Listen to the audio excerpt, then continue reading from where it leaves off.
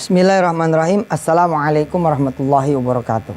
Ini menyambut Hari Raya Idul Kurban atau Idul Adha, ya, di Indonesia biasa disebut Hari Raya Idul Kurban. Saya menjelaskan filosofi, latar belakang, hikmah dari kemudian prosesi sembelihannya Nabi Allah Ismail alaihissalam. Dengan harapan saudara bisa memahami siklus peremajaan aset, harta, sedekah, pengabdian yang sempurna, pengorbanan yang sempurna untuk Allah ilahi Rabbi. Oh, sesungguhnya kita mencari, akhirnya harus kita kembalikan lagi untuk Allah. Kita mencari di jalan Allah, kembali lagi kepada Allah. Kita mencarinya di jalan Allah, kembali lagi juga untuk agamanya Allah Subhanahu wa taala. Taib. Saya memberi contoh kemarin di siklus, ya. Nabi Ibrahim pengen anak. Terus beliau melakukan doa dan ikhtiar. Kemudian diberi anak. Diminta lagi sama Allah. Lalu dia diberikan ulang, diberikan balik. Ternyata Ismail tetap ada dan diganti, ditambah dengan hadirnya Ishak. Saya lalu bilang kepada pemirsa semua, prosesi ini menghasilkan sebuah metodologi langkah saudara meremajakan aset saudara, mengoptimalkan kemudian harta dari Allah, dan sekaligus sebagai jalan buat mereka-mereka yang kepengen kemudian sesuatu yang lebih baik lagi. Harta tempat tinggal. Contoh, Anda punya kontrakan, ya. Anda udah sewa kontrakan ini 2 tahun. Nih, kontrakannya tadinya nggak ada 2 tahun. Nggak ada nih, boro-boro 2 tahun. Dia nggak punya. Dari nggak punya, dia pengen punya rumah. Ya kan? Kan doanya begitu kan, ya. Walau ngontrak nggak apa-apa deh. Atau malah walau numpang. Inilah doa kita nih selama ini. Yang belum punya rumah begitu dah tuh doanya. Ya Allah, pengen rasanya misah dari mertua. Biarin deh kecil, kontrak, gitu emang. Nah, terus Allah bagi nih, setelah melalui proses doa dan ikhtiar, Allah bagi, dikasihlah tuh, diberi kontrakan. Kalau saudara bisa memberi ulang kontrakan itu ke Allah, sebenarnya tempat tinggal itu tetap ada. Tetap Allah bagi. Lalu plus tempat tinggal yang baru. Dari mana saya memastikan atas izin Allah dia tetap punya tempat tinggal? Lalu dari mana saya mengatakan bahwa dia akan punya tempat tinggal yang lebih baik? Inilah pelajaran dari korbannya Nabi Allah Ibrahim alaihissalam. Perhatikan ini ayat 103 dan 107, 103 sampai 107 pemirsa. Perhatikan terjemahannya di layar kaca. Falamma aslama wa tallahu lil jabin. Sudah lihat terjemahannya? Tatkala kemudian aslama, dua-duanya tuh udah nerima, udah ridho. Nabi Allah Ibrahim udah nyiapin kemudian pisau untuk menyembelih Nabi Ismail. Nabi Ismail udah terlentang dengan sikap yang sempurna. Watallahu lil jabin. Apa yang terjadi? 104. Perhatikan lagi terjemahannya. Wa nadainahu ayya Ibrahim. Dipanggil Nabi Ibrahim. Lalu Allah bilang lagi, qad saddaqatar ru'ya. Engkau telah membenarkan mimpimu. Inna kadzalika najzil muhsinin. Sesungguhnya demikianlah kami membalas orang-orang yang berbuat baik. Inna hadza lahuwal bala'ul mubin. Itu bukan peristiwa biasa, itu ujian yang berat sekali. Wa fadainahu bidzibhin azim. Lalu kami ganti Ismail itu dengan apa? Bidzibhin azim, dengan kambing gibas yang besar. Itu loh, ini. Ismail tetap ada, diganti sama Kibas, dan kemudian Ismail ya ditambah oleh Allah Subhanahu wa taala Nabi Ismail. Ustadz nih Ismail aja. Saya salah. Nabi Ismail diganti dengan Ishak, Nabi Ishak. Wa basyarnahu bi Ishaqa nabiyyam minas salihin.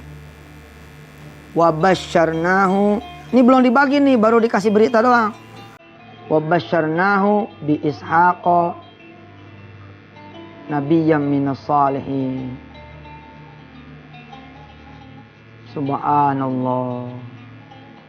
Kalau nerusin cerita motor kemarin, kalau boleh berandai-andai gitu, ketika mau diserahkan motor, gangguan datang kanan kiri, pedagang-pedagang motor teman-teman dibilang, lu jangan kelewatan ngikutin Yusuf Mansur, kasihan bini lo, kasihan lo juga. Kalau lo terlambat sampai kantor, ntar lo dipecat, lo nggak punya kerjaan.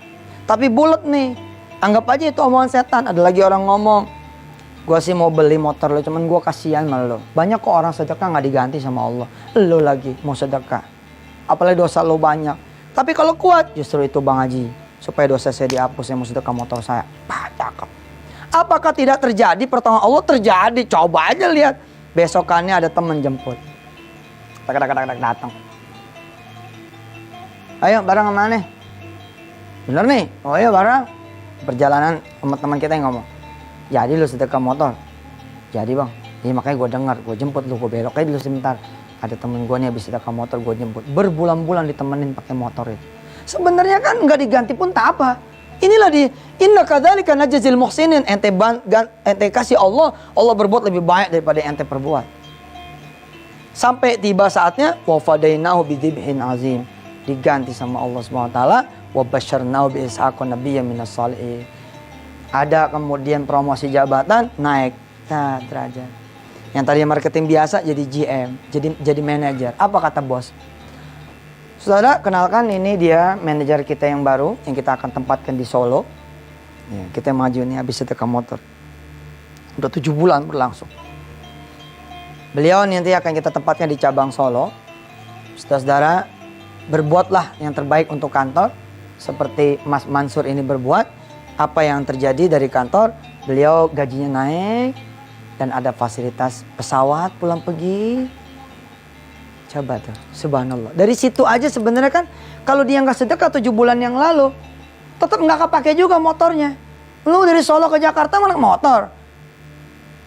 Jakarta ke Solo naik motor kan naik pesawat, naik kereta, naik bus, kira-kira begitu. Manajer 17 bulan jadi manajer, 27 bulan jadi manajer, naik lagi jadi GM. Turun lagi ke Jakarta, ada tunggangan mobilnya. Subhanallah. Ini loh, kalau saudara ngikutin Allah Subhanahu wa taala, ini kan ini pelajaran juga nih. Nabi Ibrahim nggak punya Ismail, nggak punya anak, dia minta sama Allah, dia ikhtiar. Lalu kemudian dikasih Allah anak, Allah minta lagi anaknya. Lalu kemudian Nabi Allah memberikan, ternyata Ismail tidak jadi diambil, diganti sama kambing gibas. Lalu kemudian Nabi Allah Ibrahim mendapatkan anak namanya Ishak. Pengetahuan bahwa berbagi, bersedekah adalah perintah Allah.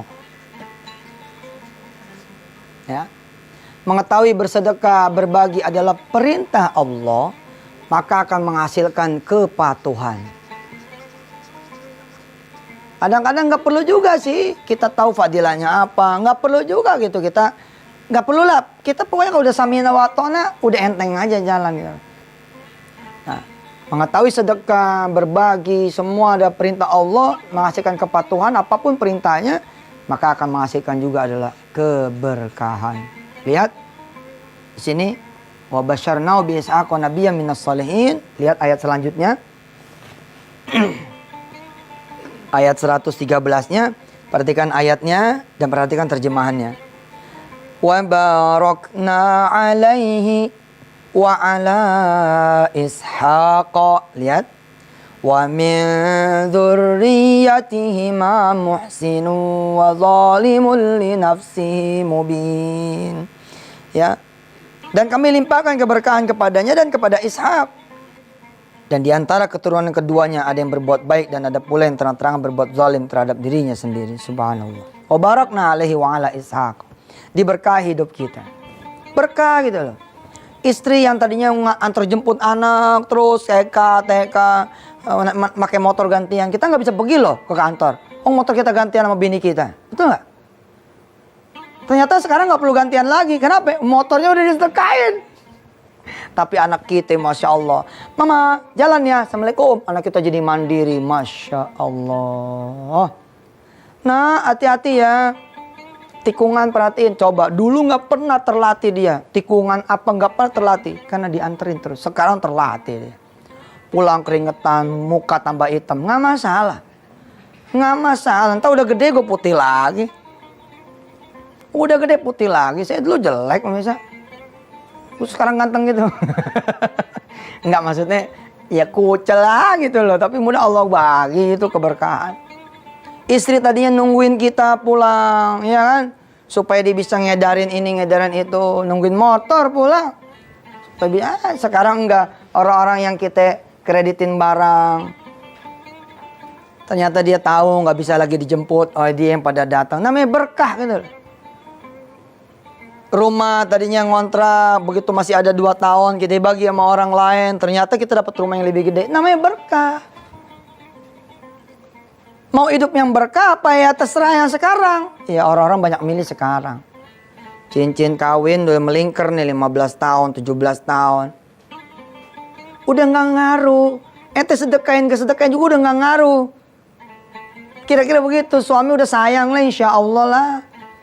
Bagi dia tuh cincin. Bismillahirrahmanirrahim, kata Yusuf Mansur nih. Kata Allah, gantian makainya. Cang, keluarin.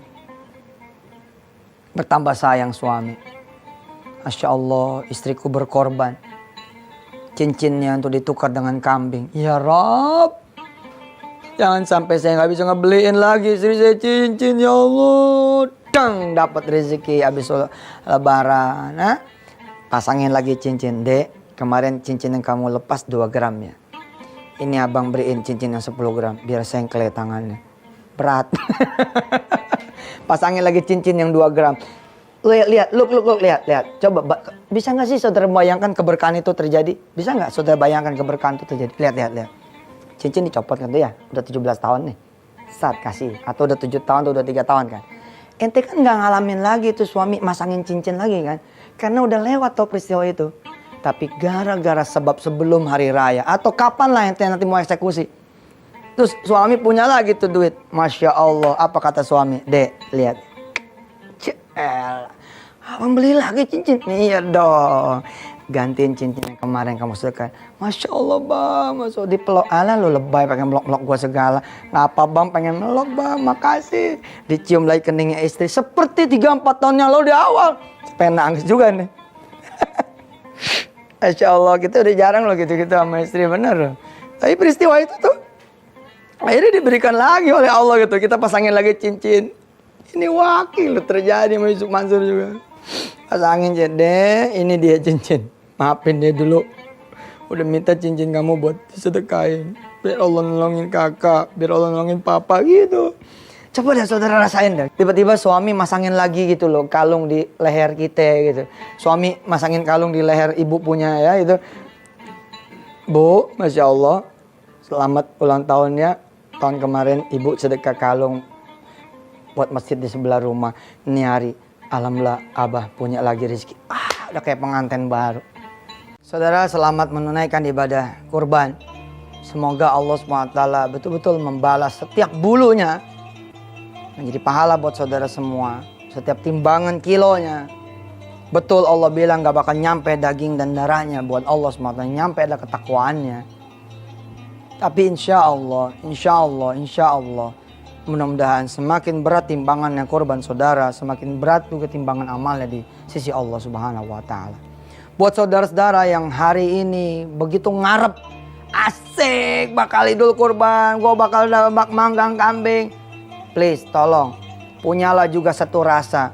Ya Rob, jangan sampai tahun depan saya masih jadi mustahik. Jangan sampai tahun depan saya masih jadi orang yang dibagi kambing, dibagi sapi, dibagi kerbau. Jangan ya Allah. Tahun depan jadikan saya dan keluarga saya adalah orang-orang yang juga berkorban untukmu ya Allah. Jangan bangga jadi orang miskin. Jangan senang jadi orang yang sedih. kenapa saya susah? Bukan sedih karena kita meratapi kemiskinan, bukan karena meratapi kesusahan, tapi sedih kenapa nggak bisa berbagi gitu.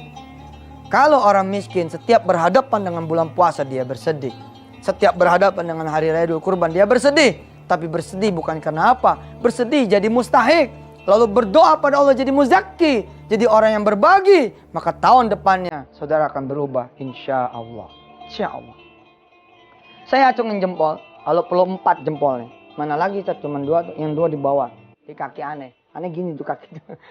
Aneh acungin jempol 4. Bila mana saudara bersedekah, berkorban, bukan dari tabungan aman saudara, melainkan dari tabungan gawatnya saudara. Apa misalkan tabungan gawatnya? 2 bulan lagi saya harus bayar kontrakan ruko saya. Tapi itu yang diembat sama saudara. Pat! Terserah Allah aja udah. 4 jempol saya beri buat saudara semua. Selamat Hari Raya buat saudara-saudara semua. Mudah-mudahan Allah mengampuni kita sebagaimana Allah mengampuni Nabi Ibrahim, Nabi Ismail, Ishak, Siti Hajar, Siti Sarah, ibu-ibunya mukminin, mukminat. Dan mudah-mudahan Allah juga menjadikan kita punya amal diterima Allah Subhanahu wa taala.